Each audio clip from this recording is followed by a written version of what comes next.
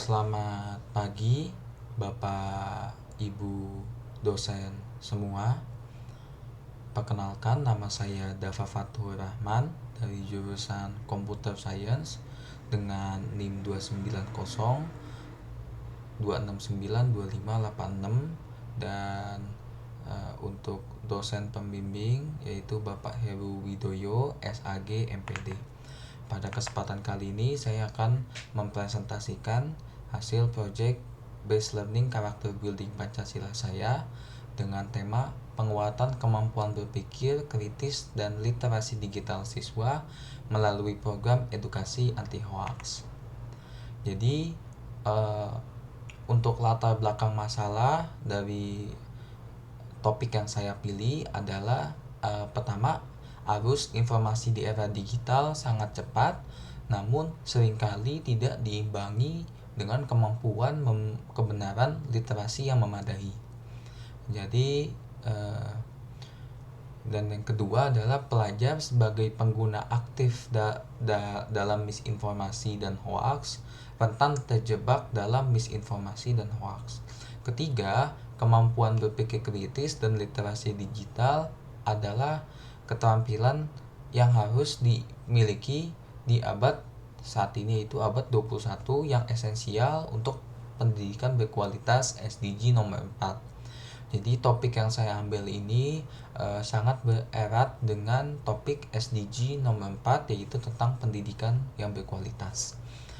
Penyebaran hoaks bertentangan dengan nilai luhur Pancasila, terutama sila kedua yaitu kemanusiaan dan sila kelima yaitu keadilan sosial.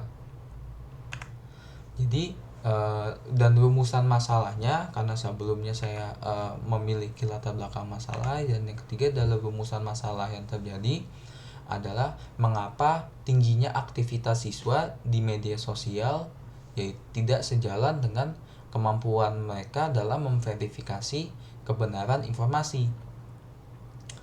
Dan yang kedua, rumusan permasalahan adalah apa sih dampak penyebaran hoaks terhadap pembentukan karakter siswa yang berlandaskan nilai-nilai Pancasila, dan bagaimana kita merancang sebuah program edukasi yang efektif untuk meningkatkan literasi digital sekaligus menanamkan nilai Pancasila. Dan setelah saya melakukan wawancara langsung terhadap siswa dan juga ada perspektif yang saya dapatkan dari seorang guru. Dan perspektif dari siswanya adalah sebenarnya untuk siswa itu mereka sudah aware dengan fenomena hoax seperti clickbait, namun dan mereka juga sudah memiliki metode verifikasi seperti mencari sumber lain atau melihat dari dua sisi. Dan motivasi anti hoax takut ikut memecah belah bangsa. Jadi untuk motivasi mereka itu seperti mereka takut untuk memecah belah bangsa. Dan saran format edukasi setelah saya berbincang adalah mereka lebih menyukai format video karena lebih mudah untuk dipahami. Dan saya melihat dari perspektif guru, mereka juga sebenarnya masalah utamanya itu bukan pada akses teknologi, tapi pada lemahnya kemampuan berpikir kritis siswa. Dan siswa masih kesulitan membedakan berita viral dan berita fakta, seperti itu.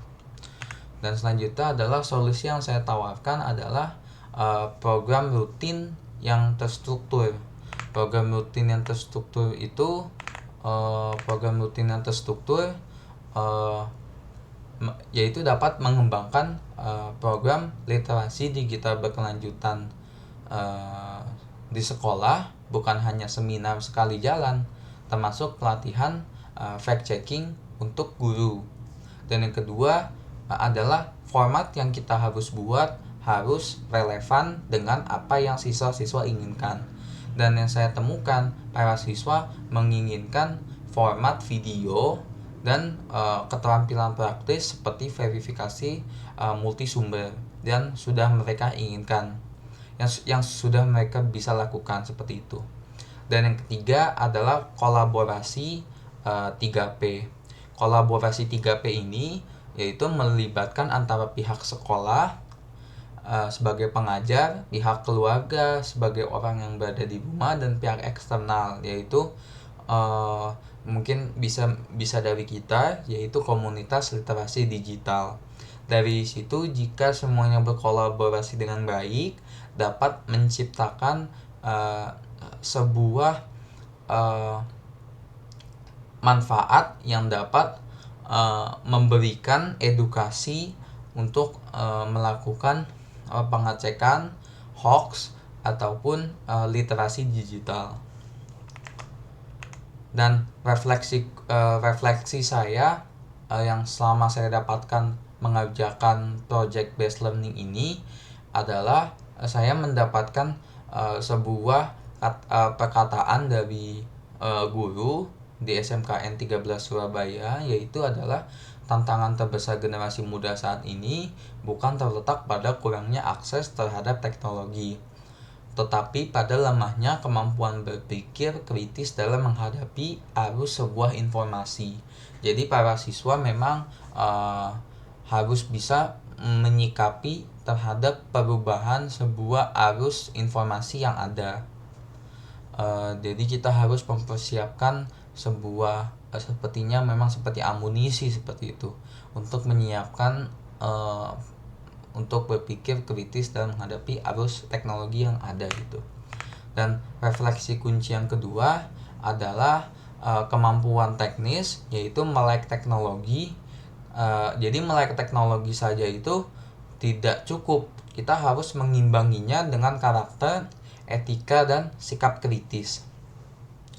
Dan juga yang kedua, nilai Pancasila terutama persatuan menjadi pondasi dan motivasi utama untuk tidak ikut menyebarkan informasi kepalsuan.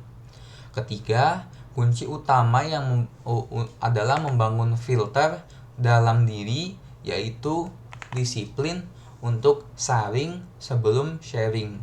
Jadi jadi saya berpendapat bahwa sebelum kita melakukan sharing, kita harus bisa menyaring dulu informasi yang kita dapatkan seperti itu.